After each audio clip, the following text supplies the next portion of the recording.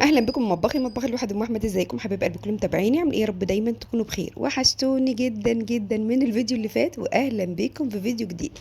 وكل سنه وانتم طيبين، واللهم صل وسلم وبارك على سيدنا محمد وعلى اله واصحابه اجمعين. النهارده ان شاء الله الفيديو ده هيبقى بتاع النهارده، يعني ده الفيديو بتاع الاطعام بتاع المولد النبوي. انا حبيت ان انا انزل لكم الفيديو بتاع النهارده بيبقى في نفس اليوم كده، لان هو بتاع النهارده يعني ما ينفعش يتأجل بصراحة يعني. فقلت خلاص انا هنزله النهارده. وطبعا انا محضره كل حاجه ومجهزاها من بالليل.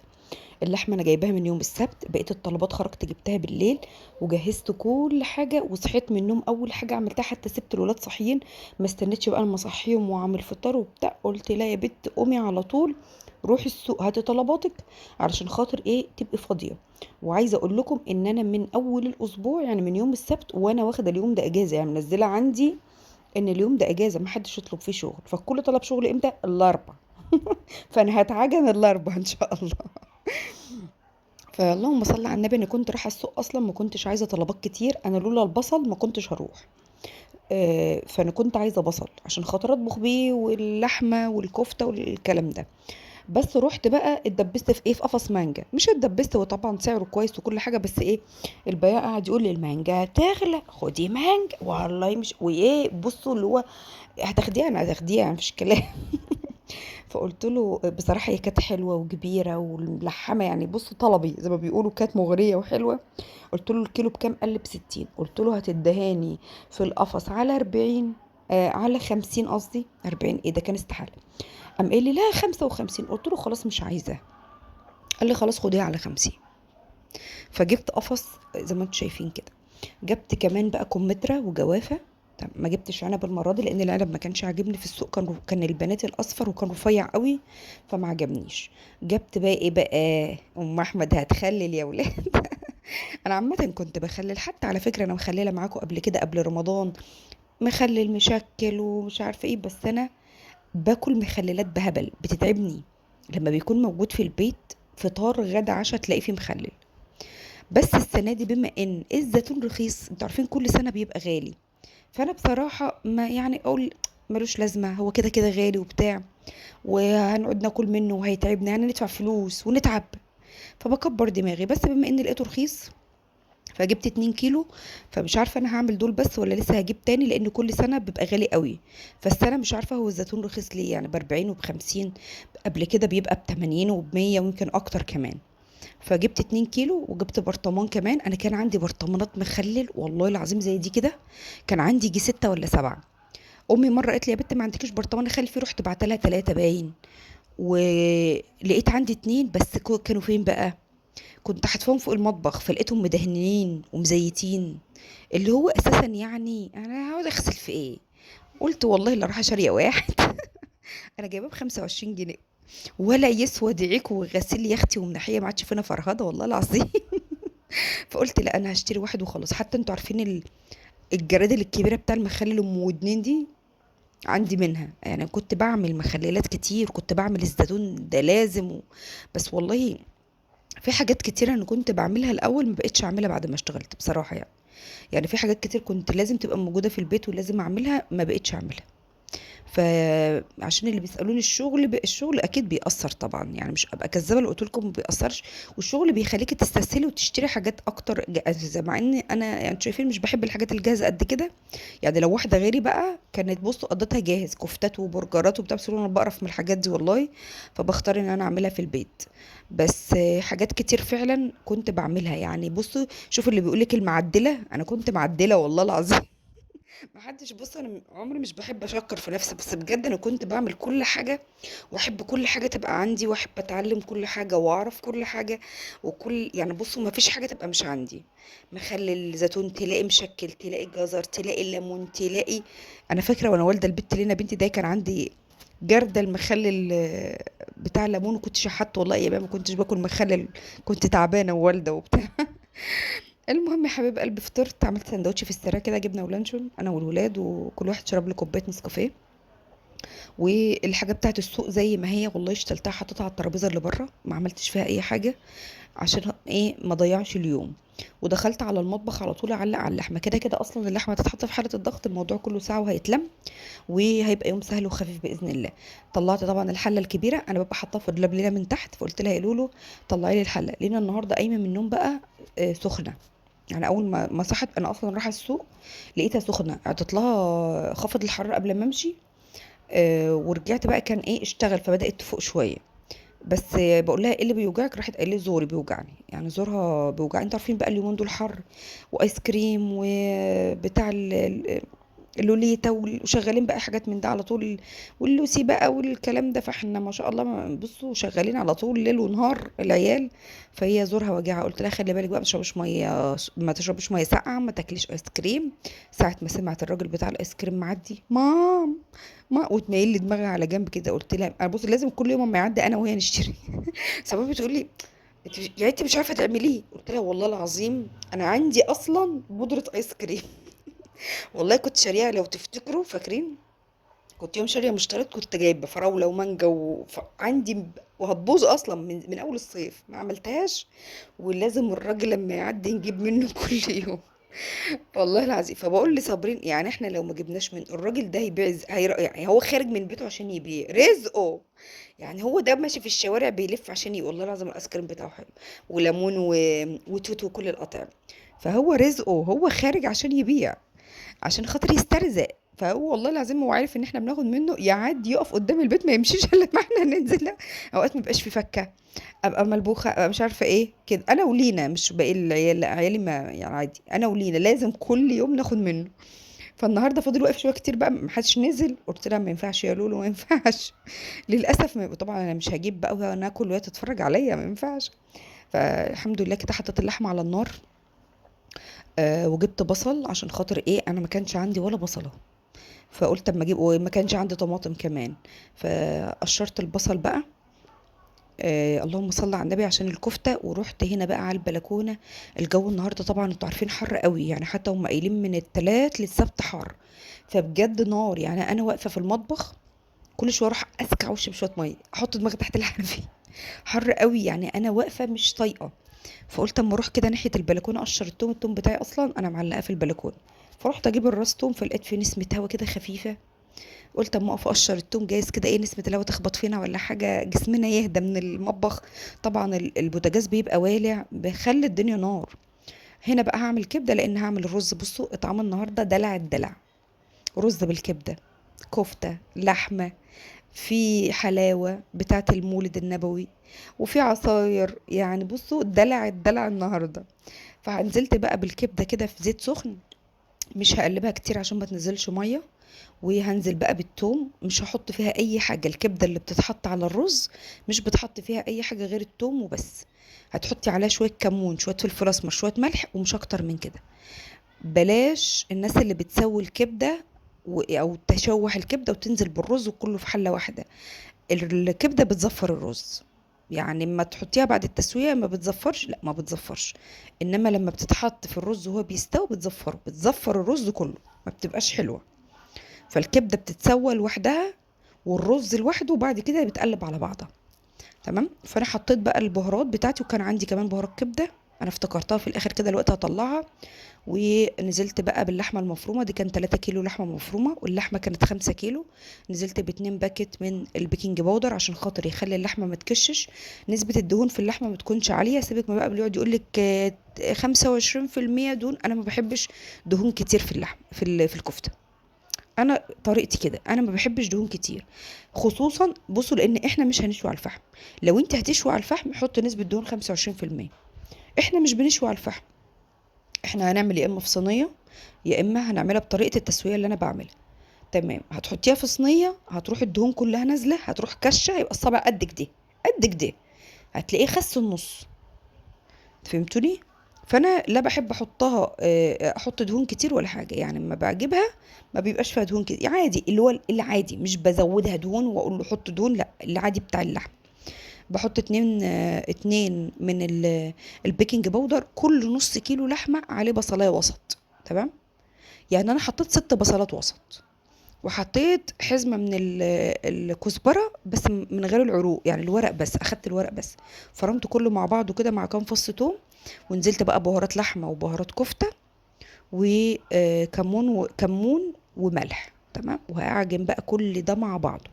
طيب لو انت ما عندكيش كبة، انا ما عنديش كبة ونفسي اعملها يا ام احمد، ابشري البصل في المبشرة وانزلي بقى عجني فيها كده لحد ما تحسي ان اللحمة فتلت، عملت زي فتل فتل كده، اعجنيها بايدك عجن عجن عجن كده اكنك بتعجني عجين.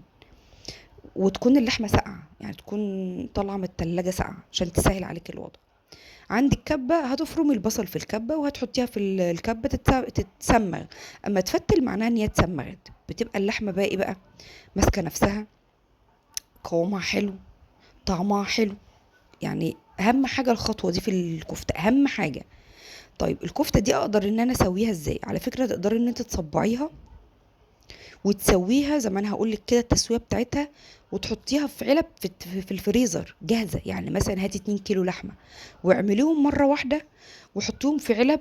لو انت بقى بتشتغلي ولا موظفه ولا بتطلعي بره البيت كتير ولا ايام المدارس بتنزلي الولاد وبتجيبي الولاد والدروس وكده، وسويها مره واحده يوم جمعه ولا حاجه، وحطيهم بقى في اكياس كل مثلا على عددكم، وطلعيها بس ايه في طاسه كده تسخين. والله تبقى جميله وتسهل عليكي مع مكرونه مع شويه رز بسمتي، تلاقي الدنيا سهله معاكي. انا بحطها في الكبه تتسمى. طبعا الكبه بتاعتي عايزه اقول لكم ضربت دورين وسخنت خلاص فصلت. فانا كملتها على ايديا زي ما بقول لكم كده. انا ما عملتهاش كلها في الكبه لان الكبه فرمت البصل على دورين، وفرمتها دورين خلاص، هي اخرها 4 ادوار وبتسخن بتفصل بقى، ما عادش تشتغل بقى الا ايه بعدها بقى بساعتين 3. فطبعا احنا مش هنستناها. اللي سألتني على نوع الرز، بصوا انا بستخدم كذا نوع، بس اهم حاجة ما يقلش في الكيلو بالفرط. يعني ما بتبيع الكيلو بالفرط كده ما يقلش عن 85 90 جنيه. الكيلو قل عن كده هتعرفي ان هو نوع مش حلو. يعني عشان انا ما اقدرش اقولك نوع كذا باسم كذا لان الانواع كتير قوي قوي قوي في السوق. فانت لما تيجي تسالي انواع الرز البسمتي سعرها كام، هيقولك من اول 55 جنيه و60 جنيه و70 جنيه. 70 جنيه حلو وحبايته رفيعه وطويل بس ما بيزيدش، فهمتوني، وحلو في الاكل بس ما بيزيدش. انما من اول 80 وانت طالعه، في 80 وفي 85 وفي 90 وفي 95 وفي نوع وصل ل 100 جنيه. ده معايا في الشكاره. يعني ده معايا في الشكاره، انا جايبه الشكاره ال5 كيلو ب 400 جنيه. فانا مش عارفه في الشكاره يبقى واقف بكام، بس هو ما بيتباع فرط، بيتباع ب 90 جنيه. فاللهم صل على النبي كده، دول 5 كيلو حطيتهم هنا، وكان عندي اصلا من الشكاره اللي قبل كده 2 كيلو هعملهم كمان، يعني هنقعهم في بانيو تاني. طيب واحده برضو قالت لي في الكومنتات، انا بحس الرز ريحته تخزين، يعني ريحته متخزن. لازم يتغسل كويس، لازم الرز يتغسل كويس وتحط فيه شويه خل وانت بتنقعيه علشان خاطر ريحه التخزين بتاعته دي. الرز لو اتنقع كتير هيعجن وهيتكسر منك، يعني هيتكسر الحبات بتاعته، هتلاقيها اتكسرت بقى مفتفت بقى محتحت. الرز يتنقع بس بصوا مفيش نص ساعة وتصفيه على طول وسيبيه بقى. فانا نقعته مفيش نص ساعة وهصفيه، لو سبتيه كتير هيكسر مش هيبقى حلو خالص. فعملته بقى، وهنا قعدت ايه اصبع الكفته. الافضل زي ما قلت لك تصبعيها على سيخ عشان يبقى فيها فراغ من جوه وتستوي معاكي كويس. انا بسوي الكفته ازاي بقى؟ انا بولع فوق وتحت الفرن عادي، بولع من فوق ومن تحت، تمام. ورص الكفته على الشبكه في النص، الشبكه في النص، ورص الكفته على الشبكه. لو انت عندك شبكه خارجيه، يعني انا عندي شبك كده اللي بحط عليه ده، تمام، بحط عليه. ما عندكيش شبك، رصيه على الشبكه بتاعت الفرن عادي، عادي خالص. هتقولي طب ما هتقعد تنزل دهون يا ام احمد على الصاجه وهتعمل، حط صينيه فيها ميه. يعني تحت الكفته كده حط صينيه على الصاجه من تحت فيها ميه عشان الدهون اللي تقع في الميه، فتغسليها تبقى غسيلها سهل ما يلزقش ولا حاجه وما تبهدلكيش البوتاجاز. اول ما تاخد لون من الشوايه تروح قلبها على الجنب التاني تاخد لون وبس كده. هنا بقى هنا بقى لا هتنزل دهونها ولا هتكش ولا هتنزل ميتها، ولا هتلاقي الصابع بقى بعد ما كان كبير بقى صغنن وما عادش فيه، لا. فتسويه الكفته في الصينيه بتخليها تكش كتير، بتخلي اللحمه تكش كتير، فهمتوني. حتى لو نسبه الدهون فيها عاليه مش هتكش كتير. فدي طريقة تسويتي للكفتة. انا بسويها كده. انا طبعا عملتهم على ثلاث شبكات، وبدخلهم الفرن شبكتين جنب بعض، وبعد ما بيطلعوا بدخل التالتة، وحطيت صاج في ميه في ارضيه الفرن عشان ما يبهدليش الفرن. وعايزه اقول لكم الفرن والله العظيم اتبهدل برضه. يعني الشبكه نفسها اتبهدلت برضه، بس ايه، وهو لسه سخن انا غسلته على طول. طلعت الشبكه غسلتها، وغسلت الازاز بتاع البوتاجاز، وغسلت كل حاجه على طول.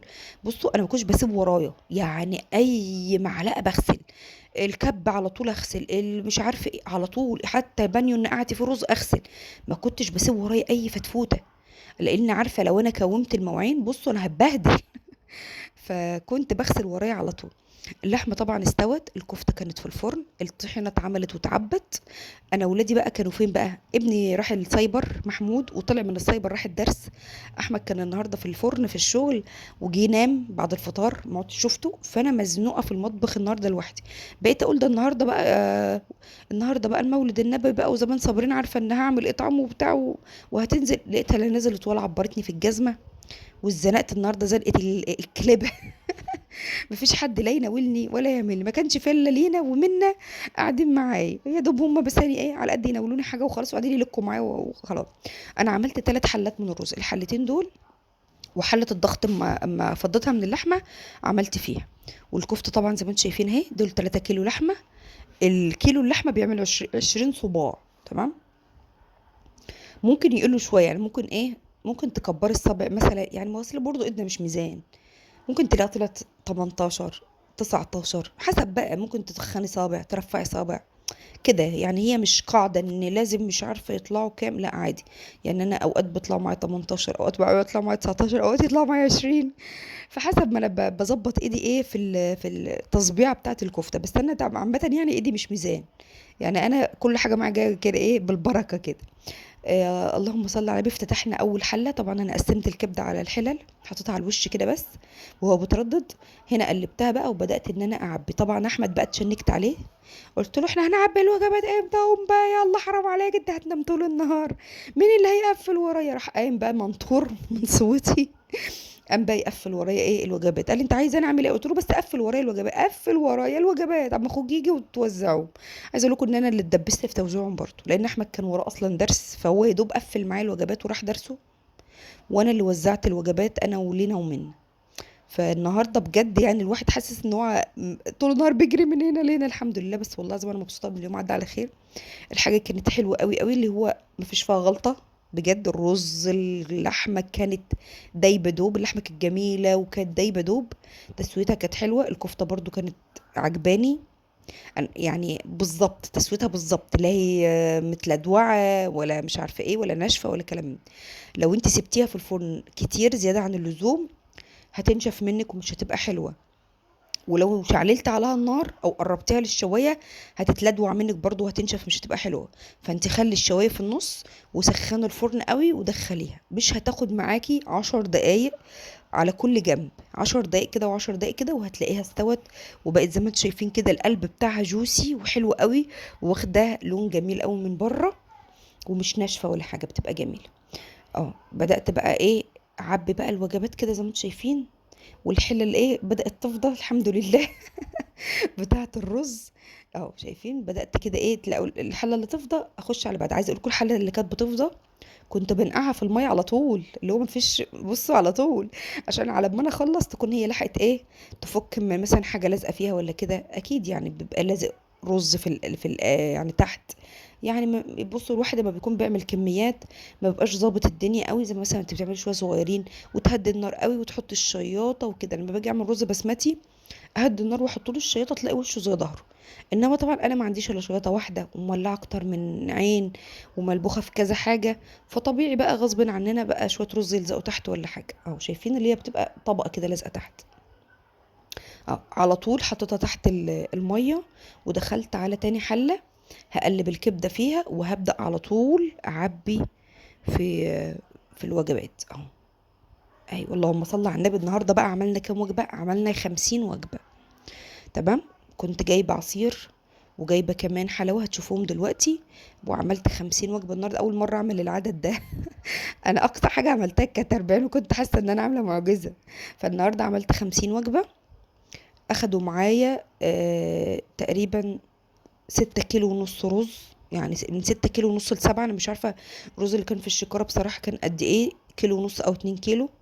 فهو ممكن نقول من 6 ونص ل7 رز، و 5 كيلو من اللحمه، و3 كيلو من الكفته.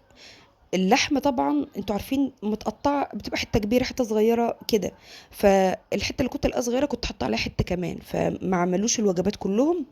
بس فاض معايا كفته، يعني فاض معايا كفته، حطيت فيه وجبات عملتها كفته بس، يعني عملتها كفته بس فيها 3 صوابع كفته بس. نوعت بقى، يعني باجي اعطي لحد يبقى طبق مثلا فيه كفته، طبق فيه لحمه كده يعني. ففي كذا وجبه اتعملت كفته بس ما كانش فيها لحمه، لان اللحمه ما كفتش ال50 وجبه، ال5 كيلو، لان اكيد الكيلو يعني مش هيعمل 10 وجبات، لان اوقات بيبقى فيها دهن، بيبقى مش عارفه ايه كده يعني، فاهمني؟ فهي ما كملتش، يعني فرقت معايا مثلا في 4 مثلا، مش عارفه كانوا 4 او 5 وجبات، لان زي ما قلت لكم الحتت اللي كانت متقطعه صغير كنت بعوضها بحته كمان مثلا. اللحمه ما شاء الله استوت قوي، يعني كانت مستويه دايبه دوب، يعني عشان لو الاطفال، انا عندي مثلا ولادي ما يحبوش اللحمه اللي تكون ايه دايبه قوي، لو تعرفين لو مش مستويه حلو ما يعرفوش ياكلوها، بتخش في السنان وبتضايق بقى العيال الصغيره، حد كبير في السن، حتى احنا ذات نفسنا تلاقي ما عندناش سنان اساسا يعني للحم. فزي ما انتم شايفين اهو، قلت لاحمد قال لي هنعمل ايه، قلت له هنعبيهم كفته في رز، نعبي كفته. فعبيناهم زي ما انتم شايفين كده، كنت بقول اهو دي الحلاوه بتاعتنا. وده العصير برضو كنا مجهزينه اهو، انا كنت بصوا ما خرجت بالليل جبت كل حاجه، يعني جبت العلب بتاع الطحينه والاكياس اللي هنحط فيها، ما كانش عندي، ما بيكون عندي بمشي، فاهمين؟ بيبقى عندي اكياس بمشي، عندي ستريتش راب بمشي تمام، ما بدقش يعني. فالمرة دي بصراحة ما كانش عندي لا كان عندي اشتريت شراب، والاكياس كانت خلصانة، فاشتريت بقى، اشتريت اكياس واشتريت الستريت شراب. وبدأت بقى ان انا ايه اعبي الوجبات، انا بقيت اعبيه واقول لي خرجوا بره لما ايه نقعد نوزع بقى. طبعا هتقولي ما محمود جه ما وزعش ليه، واحمد محمود كان غضبان علينا النهارده، يعني حتى بقول له يعني العصير انا دفعت في حسابه بالليل، روح هاتوا يا محمود الصبح. ايه تقعد مشوارين احنا لسه على الصبح، مش عارف، واحمد. قلت له بس انزلي يا لينا انتوا منا هاتوه، نزلوا هاتوه. جيت اقول له وزع يا محمود، انا لسه وانا، وقعد يولول. قلت له بس، حاسه ان انا مفيش فيه قلب يعني اناهد مع العيال، اوقات مثلا اقوم شخطه ومنهد بتاع، يقوم واخد الحاجه وماشي. لا ما فيش فيه قلب بصراحه. فاخدت الحاجه قلت له بس عندك. قمت شايله لابسه عبايه، قعدوا لي خلاص خلاص انا هروح خلاص، قلت له ولا خلاص ولا ما خلصش. قمت واخده بعضي ورايحه موزعهم والله، وجايه ما خدوش مني حاجه، واخدت فلوس، قلت لو حسيت نفسي هبطت اركب الدنيا ماشيه تمام تمام. الحمد لله بعد ما خلصت ووزعت الوجبات وجيت، بصراحه قعدت يعني اكتر من ساعه بعد ما جيت، كنت هبطانه قوي بقى عشان ماشيه الف. خدت نفسي كده، وبعد كده قمت شطبت المواعين. لولو هي اللي شقت الزيتون ده، قلت لها اعملي كذا فعملته، قعدت وانا قاعده كده الساعه اللي انا قعدت اريح فيها شقته، نقعته بقى في ميه لحد بكره باذن الله نعمله، وبغير عليه الميه كل ساعه لحد ما انام بقى ده البرطمان اللي انا هعمل فيه. غليت اللبن اهو عشان خاطر اما يهدى شويه ادخله التلاجة عشان ما يربش.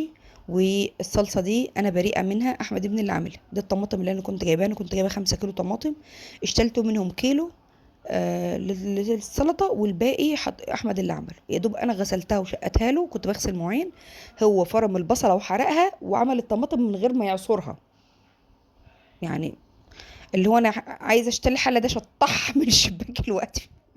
فحرق البصله وعمل، قلت له عصرت صفيت الطماطم، قال لي لا. فلا حول ولا قوه الا بالله العلي العظيم انا بريء من الحله دي فالحمد لله، اهم حاجه ان المطبخ بتاعي راق وبقى زي الفل كده زي ما انتم شايفين. ودخلت على سريري، بعدت جبت علاجي، لان انا امبارح بالليل ما نمتش حرفيا، ما كنتش عارفه اتقلب خالص خالص، مش عارفه ليه. لان بقالي اكتر، يعني عايزه اقول لكم من قبل المصيف وانا العلاج بتاعي خلصان، وانا زي ما قلت لكم ما باخدوش على طول وما بجيبوش على طول عشان ما يبقاش قدامي وافضل اخد منه فيأثر عليا. فما دام الموضوع وصل مش عارفه اتقلب وانا نايمه، فلازم يجي ولازم يتاخد. وجبت لولو بقى العلاج بتاعها برضو، لان هي لقيتها سخنت تاني، فادعوا لولو كده ربنا يشفيها يا رب ويعافيها. اخدت الشاور بتاعها بقى وسرحت لها، وهتاخد العلاج بتاعها، وانا هنام وهي هتنام وانتوا هتناموا وخلاص يوم الحد كده ما عدتش قادره اعمل اي حاجه. يعني بص خلاص بقى، يعني انا بكلمكم دلوقتي وانا واخده علاجي وعلى سريري.